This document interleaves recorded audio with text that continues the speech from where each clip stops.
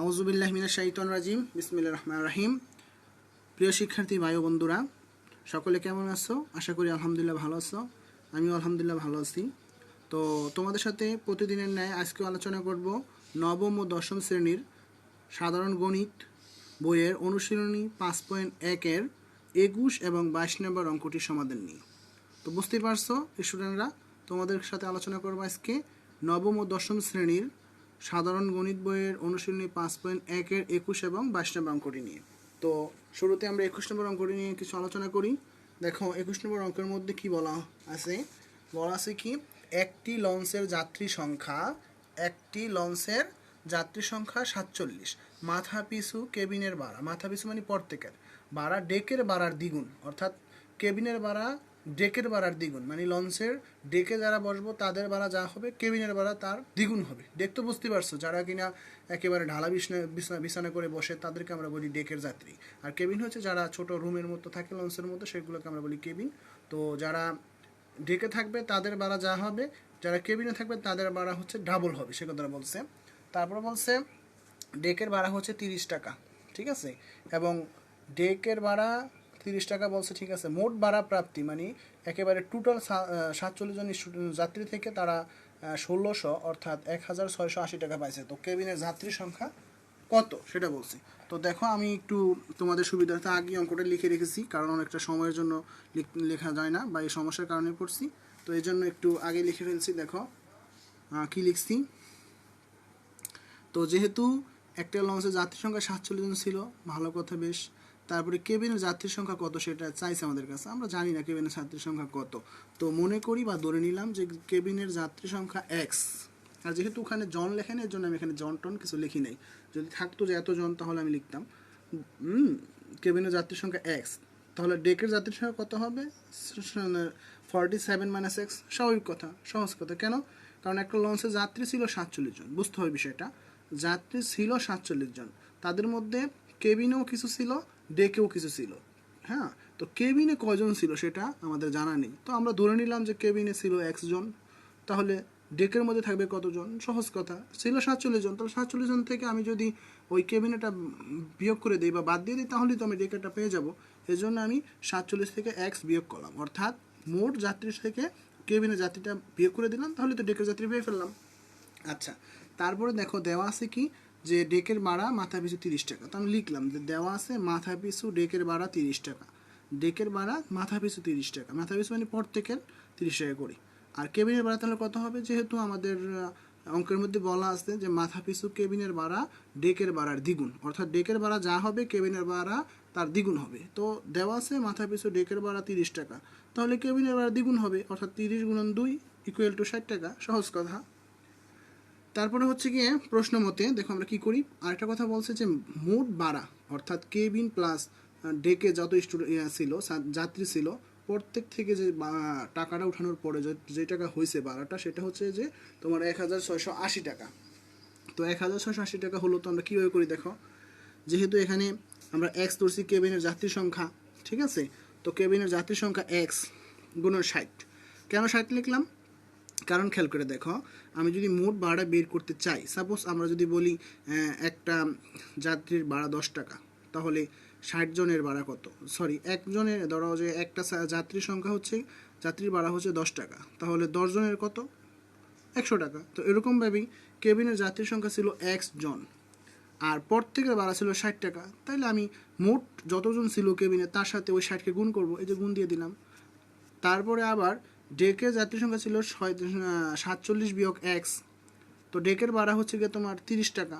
তাহলে 30 টাকা দিয়ে আমি মোট যতজন ডেকের মধ্যে যাত্রী ছিল তা দিয়ে গুণ দিব। এই জন্য আমি এই 47 বিয়োগ x, এটা হলো ডেকের যাত্রীর সংখ্যা, তাকে গুণ দিলাম প্রত্যেকের যত টাকা করে হয় তা দিয়ে।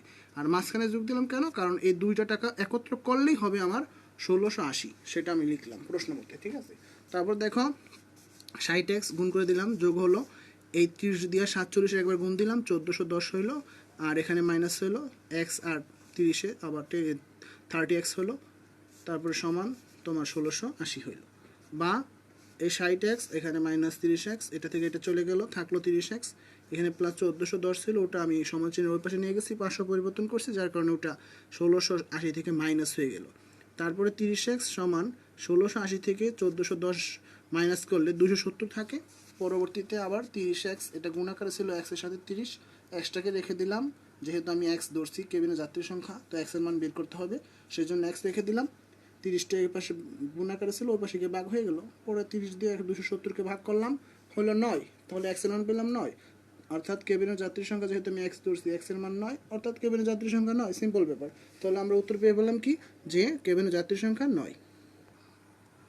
তো তারপরে দেখো 22 নম্বর অঙ্ক আমি একটু করে রেখেছি। 22 নম্বর অঙ্কের মধ্যে যেটা বলছে যে মোট 120টি, হ্যাঁ, মোট 120টি 25 পয়সার মুদ্রা ও 50 পয়সার মুদ্রা মোট 35 টাকা হলে কোন প্রকারের মুদ্রার সংখ্যা কয়টি? মানে বলছে যে 120টা মুদ্রা আছে, কিন্তু ওই মুদ্রাগুলোর মধ্যে কিছু আছে 25 পয়সার মুদ্রা, কিছু আছে 50 পয়সার মুদ্রা। অর্থাৎ 25 পয়সার মুদ্রা কিছু আর 50 পয়সার মুদ্রা কিছু, দুই ধরনের পয়সার মুদ্রা মিলা বা দুই ধরনের এগুলো সবগুলো মিলা হচ্ছে গিয়ে তোমার 120টা পয়সা আছে।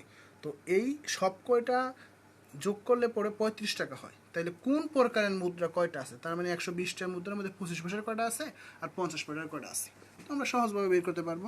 তো মনে করি 25 পয়সার মুদ্রার সংখ্যা আমরা ধরে নিলাম, কারণ আমরা তো জানি না 25 পয়সার কয়টা আছে আর 50 পয়সার কয়টা আছে। আমরা জানি যে 120টা, দুইটার পয়সা যোগ করলে বা দুই ধরনের পয়সা একত্রে আছে তোমার 120টা, কিন্তু কোন ধরনের কয়টা সেটা আমরা জানি না। তো সেই জন্য আমরা ধরে নিলাম যে 25 পয়সার মুদ্রার সংখ্যা xটি।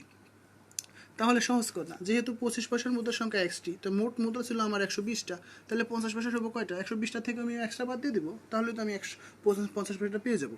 সেজন্য লিখলাম 25 পয়সার মুদ্রার সংখ্যা xটি, তাহলে 50 পয়সার মুদ্রার সংখ্যা হবে 120 থেকে x বাদ দিয়ে দেবো এতটি। তারপর দেখো প্রশ্ন মধ্যে কী লিখছি, ওখানে বলছিল যে এই দুই ধরনের পয়সা, ঠিক আছে, যুক্ত করলে যেটা হবে সেটা হচ্ছে গিয়া তোমার 35 টাকা হবে। তো আমরা দেখো কী করলাম, আমরা যেটা করলাম সেটা হচ্ছে, তো দেখো সেটা হচ্ছে গিয়ে তোমার 25 পয়সার মুদ্রা সংখ্যা ছিল xটি ধরছি আমরা, তো x নিলাম আর গুণন দিলাম কি, উপরে 25 নিচে 100। কেন? কারণ 25 পয়সা, সেই 25 পয়সাকে লেখা যায় এভাবে, দেখো একটু দেখা, এই পাশে দেখো, এই যে 25 পয়সা, দেখো 25 পয়সা কীভাবে লেখা যায়, উপরে 25 লেখা যায়, নিচে 100 লেখা যায়, ঠিক আছে। তো এভাবে হলো, দেখো কিভাবে হলো, এখানে হচ্ছে গিয়ে তোমার 25 পয়সার মুদ্রা ছিল, তো এটাকে আমি এভাবে লিখতে পারি, উপরে 25 নিচে 100। এটা কীভাবে? কারণ এটা হচ্ছে একটা দশমিক ভগ্নাংশ, এটাকে আমি সাধারণ ভগ্নাংশ যদি করি, তাহলে দেখো কী লেখা যায়, 5-এর জন্য একটা নিচে আমি 100 লিখবো, লেখার পরে শুধু 25 লিখবো। কীভাবে লিখবো? এই 5-এর জন্য একটা শূন্য, এই 2-এর জন্য একটা শূন্য, আর দশমিকের জন্য একটা 1 আর 25 উপরে লিখবো। যাই হোক, 25 পয়সাকে এভাবে লেখা যায়, আমি এই জন্য এভাবে লিখলাম। তার মানে 25 পয়সার মুদ্রা আছে এক্সট্রা, কথা বুঝতে পারছো? এই তো, তারপরে প্লাস 120 মাইনাস x কেন লিখলাম? কারণ এটা হচ্ছে 50 পয়সার মুদ্রার সংখ্যা, তো সংখ্যা হচ্ছে এতটা, কিন্তু 50 পয়সার মুদ্রার তো একটা মান আছে, সেই মানটা কত সেটা হচ্ছে আমি ওভাবে লিখতে পারি আগের মতো করে। তারপরে এই দুইটা যুক্ত করলে হবে 35 টাকা, তো যুক্ত করে দিলাম, মাঝখানে যোগ দিয়া 35 টাকা হবে। পরে 25 দিয়ে 100কে ভাগ করলাম বা কাটলাম, 4 হলো। এখানে 50 দিয়ে 100কে কাটলাম, 2 হলো। তারপরে দেখো কি হয়, x উপরে হবে, নিচে 4 হবে, প্লাস উপরে 120 মাইনাস x আর নিচে হবে কত, 2 সমান কত, 35। বা তারপরে দেখো কি করি, এই 4 আর 2 এর লসাগু করলাম, 4 হলো, 4 দিয়ে 4 ভাগ করলে হবে 1, 1 দিয়ে উপরে গুণ দিলে যা আছে তাই হবে, প্লাসের প্লাস, 2 দিয়ে 4কে ভাগ দিলে 2 হবে, 2 দিয়ে 120কে গুণ দিলে 240 হবে, মাইনাসের মাইনাস, 2 দিয়ে xকে গুণ করলে 2x হবে, এখানে 2x সমান 35। তারপরে দেখো নিচে 4 হবে, উপরে 2x থেকে একটা x চলে গেলে থাকবে একটা x, হ্যাঁ, 240, এখানে দেখো 240, আর এখানে 2x ছিল, এখানে একটা x ছিল, তো এই জন্য 2x থেকে একটা x চলে গেলো, একটা x থাকলো, আর এটার আগে মাইনাস আছে, এই জন্য মাইনাস। সবসময় বড়টার আগে যে চিহ্ন থাকে সেই চিহ্ন বসে, এখানে 35। তারপর দেখো কি করা যায়, তারপরে আবার আমরা কি করলাম, এইটার সাথে এটা গুণ করলাম, আর গুণ, হ্যাঁ, মনে মনে এক আছে, তো এখানে এখানে গুণ করলাম, এটার সাথে এটা গুণ করলে 140 হয়, সমান এখানে যা আছে তার সাথে এখানে মনে মনে এক দিয়ে গুণ করলে এটাই হয়। পরবর্তীতে কী করলাম, দেখো এই এক্সটাকে এই পাশে নিয়ে আসলাম, ছিল মাইনাস হয়ে গেল প্লাস, সহজ কথা, 240 এখানে আছে, এটা ছিল প্লাস ছিল, এটা এই পাশে গেল মাইনাস হয়ে গেল, তারপরে এটা থেকে এটা বিয়োগ করলাম, 100 হলো, তাহলে x সমান 100। তার মানে 25 পয়সার মুদ্রার সংখ্যা 100টা, সুতরাং 25 পয়সার মুদ্রার সংখ্যা 100টি। তাহলে 50 পয়সার মুদ্রা সংখ্যা কত সহজ, শুধু এটা শুধু বসিয়ে দেবো। তাহলে 50 পয়সার মুদ্রা সংখ্যা হবে 120 মাইনাস 100টি সমান 20টি। তাইলে সুতরাং 25 পয়সার মুদ্রা সংখ্যা পাইলাম 100টা, আর 50 পয়সার মুদ্রা সংখ্যা পাইলাম 20টা। এই তো মোট 120টা, বলা তো ছিল 120টা মুদ্রা ছিল, তার মধ্যে 25 পয়সার তাহলে পাইলাম তো 100টা, 50 পয়সার পাইলাম তাহলে কয়টা, 20টা। তাহলে এটাই হচ্ছে আমাদের 22 নম্বরের কাঙ্ক্ষিত অ্যান্সার। তো তোমাদের মাঝে এখন যেটা আলোচনা করলাম সেটা হচ্ছে নবম ও দশম শ্রেণীর সাধারণ গণিত বইয়ের অনুশীলনী 5.1-এর 21 এবং 22 নম্বর অঙ্ক নিয়ে। তো তোমাদের সাথে পরবর্তীতে আলোচনা করবো ইনশাল্লাহ। তো আজকে এখানেই শেষ। আসসালামু আলাইকুম।